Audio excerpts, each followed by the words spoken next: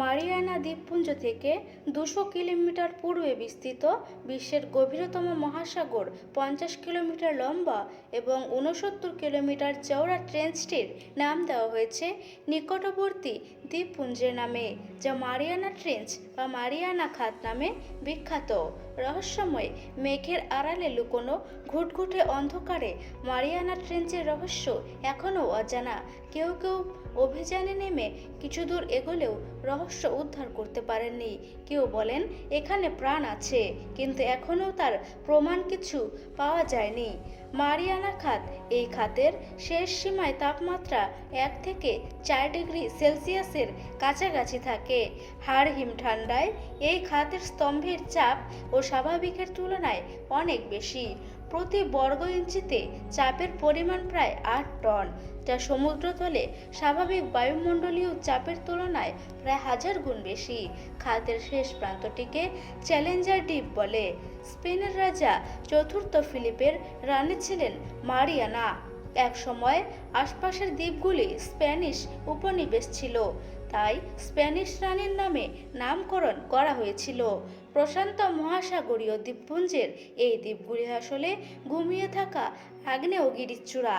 ভূতাত্ত্বিকদের মতে পৃথিবীর ভিতরে যখন দুটি টেকটনিক পাতের মধ্যে সংঘর্ষ হয়, তখন একটি পাত দ্বিতীয়টির নিচে ঢুকে গেলে মারিয়ানা ট্রেঞ্চের মতো গভীর সামুদ্রিক খাতের সৃষ্টি হয়। এটিও সেভাবেই হয়েছে। পৃথিবীর উচ্চতম শৃঙ্গ মাউন্ট এভারেস্টের শীর্ষে বহু অভিযাত্রী পৌঁছতে পেরেছেন, কিন্তু মারিয়ানা ট্রেঞ্চের গভীরে কম সংখ্যক যাত্রী যেতে পেরেছেন। 1960 সালে দুজন আমেরিকান, জ্যাক পিকার্ড এবং জন ওয়ালস পৌঁছেছিলেন ট্রেঞ্চের গভীরে।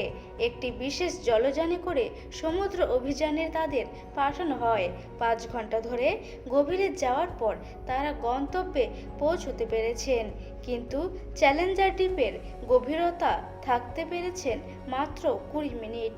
10,916 ফিট গভীরে যেতে পেরেছিলেন তারা। যাত্রাপথের কোনো ছবি তুলতে পারেননি তারা, কিন্তু মেঘের মতো একটা বস্তু তাদের চারদিকে ঘিরে ছিল। সেই কারণে তারা কোনো কিছু দেখতে পাননি। কিন্তু মহাসাগরের গভীরে মেঘ কোথা থেকে আসবে? আসলেই মেঘের মতো আকারে জলবায়ু জলীয় বাষ্প নয়, এটা হলো কাদামাটি অন্যান্য উপকরণের সমষ্টি। জলের নিচে জমতে জমতে মেঘের মতো হয়ে গিয়েছে।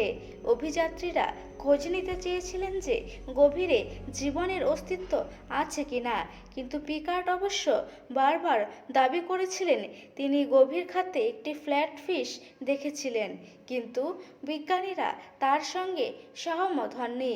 যেহেতু কোনো ছবি তারা তুলতে পারেননি, তাই সেটি গ্রাহ্য হয়নি। বিজ্ঞানীদের দাবি, জলের অত চাপে কোনো প্রাণী জীবিত থাকতেই পারে না, কারণ চাপের ফলে ক্যালসিয়াম দ্রবীভূত হয়ে যাবে। ক্যালসিয়াম গলে গেলে প্রাণীর হাড়ের গঠন অসম্ভব। তবে সমুদ্রবিজ্ঞানীরা মনে করেন এত গভীরে অনেক রহস্যই লুকিয়ে আছে।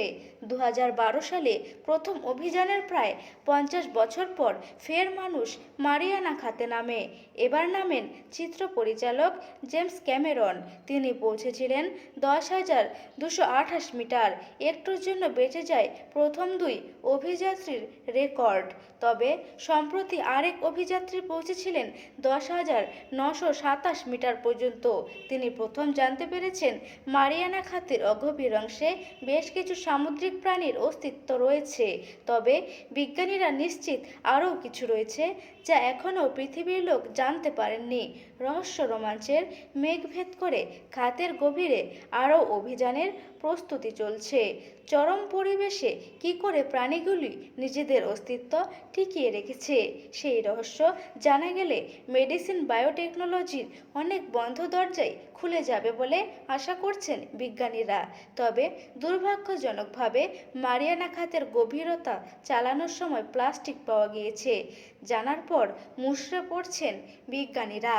বন্ধুরা, এ ছিল আমার আজকের ভিডিওটি ভালো লাগলে চ্যানেলটি সাবস্ক্রাইব করে পাশে থাকবেন।